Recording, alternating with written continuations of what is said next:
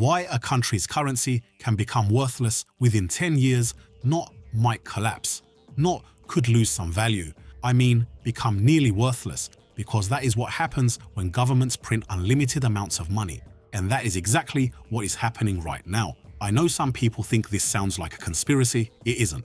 It's economics. And it has already happened many times before. So let me show you exactly why this happens, and more importantly, what you can actually do about it. Part 1. Why this happens. This is how currency destruction works. A government needs money. It doesn't have enough, so it creates more. Digitally or physically, it makes no difference. More money enters the system. At first, it feels great. More spending, more liquidity, more cash everywhere. But here's the problem. The economy did not suddenly create more goods, services, or productivity. You simply created more money chasing the exact same amount of things. The result is inflation, prices rise, purchasing power falls.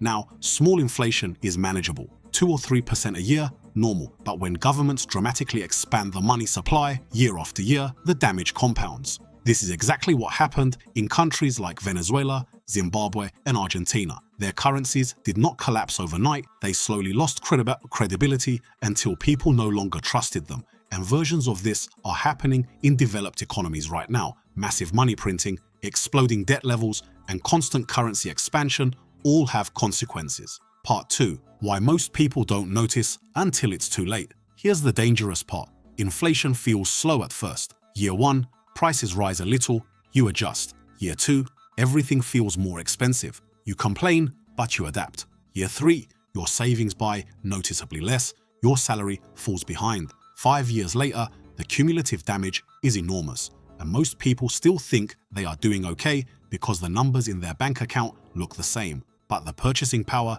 is gone. I had a family member during the Turkish currency crisis who held the equivalent of over $100,000 in savings entirely in local currency. He thought he was being safe.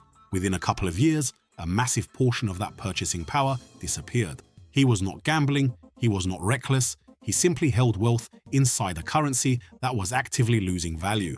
That is what people misunderstand. Holding cash is not always safe. Sometimes it is quietly destructive. Part 3. How you protect yourself. The solution is not panic.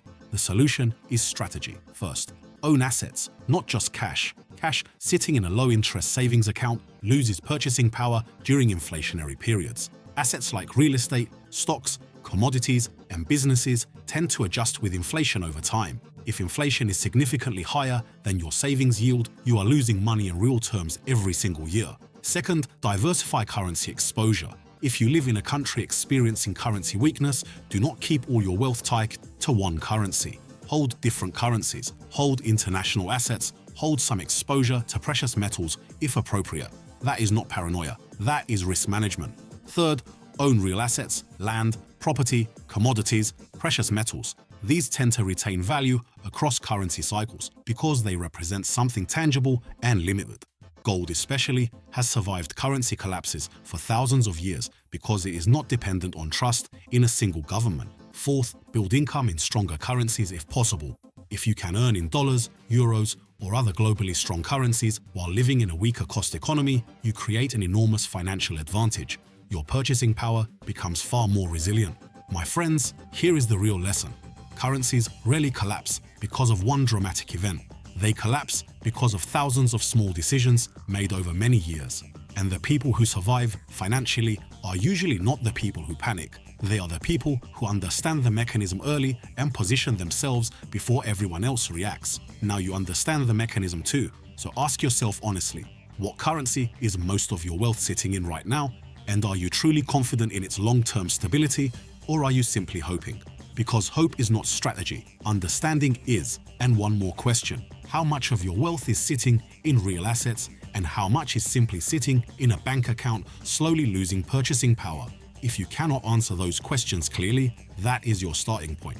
Governments are not going to protect your purchasing power for you. You have to protect it yourself. Hit the like button, subscribe, and share this with someone who needs to hear it.